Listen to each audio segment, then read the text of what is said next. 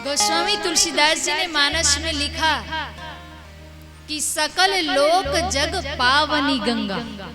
कथा क्या है? बोले सकल लोक जग पावनी गंगा। अब प्रश्न ये उठता है कि कथा को गंगा क्यों कहा? कथा को गंगा क्यों कहा? बोले इसीलिए कि जैसे कोई भी वस्तु गंगा में मिल जाए तो फिर गंगा उसको कहाँ पहुंचाती है? आप गंगा स्नान किए, कोई भी वस्तु गंगा में जाए तो फिर गंगा उसको कहाँ पहुंचाएगी? समुद्र में जाकर के मिला दी। वैसे ही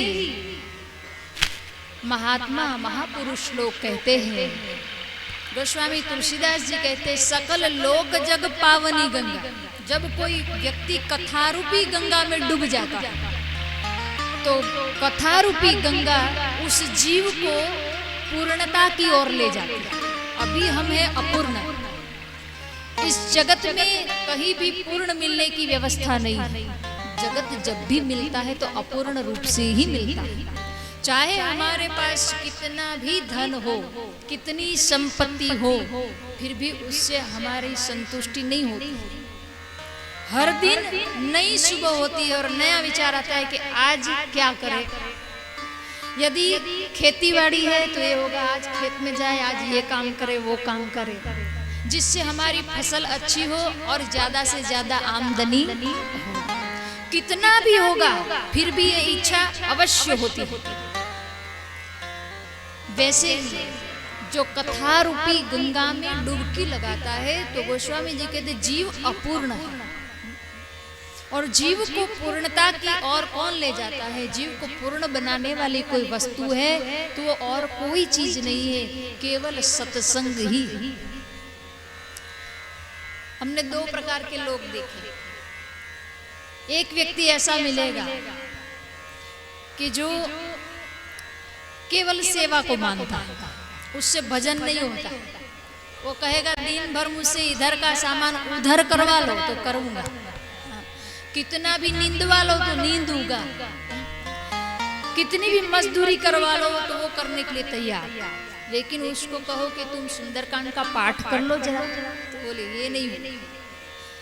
रामचरितमानस का पाठ कर लो, बोले ये नहीं हो। अरे दो चार माला ही जप लो, तो बोले वो तो बिल्कुल नहीं हो।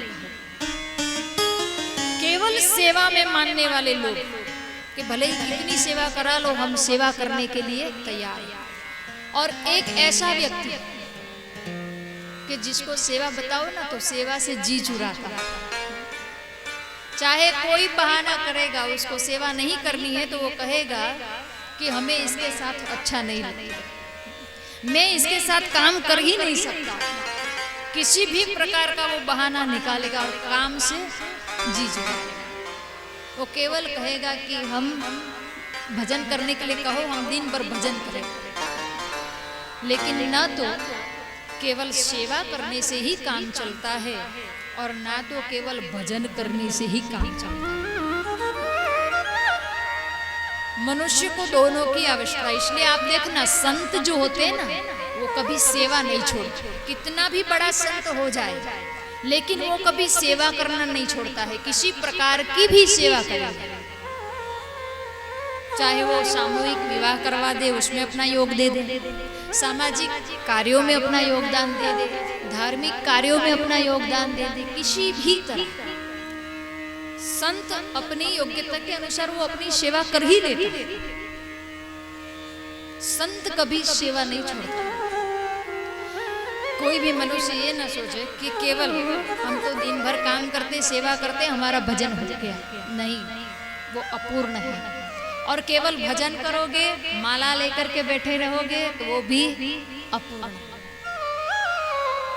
तो फिर जीव पूर्ण कैसे होगा, कैसे मिलेंगे? बोले सेवा और भजन के बीच का पुल है सत्संग। और महापुरुष लोग कहते हैं कि जो व्यक्ति पूर्ण होना चाहता है वो सत्संग का आश्रय ले।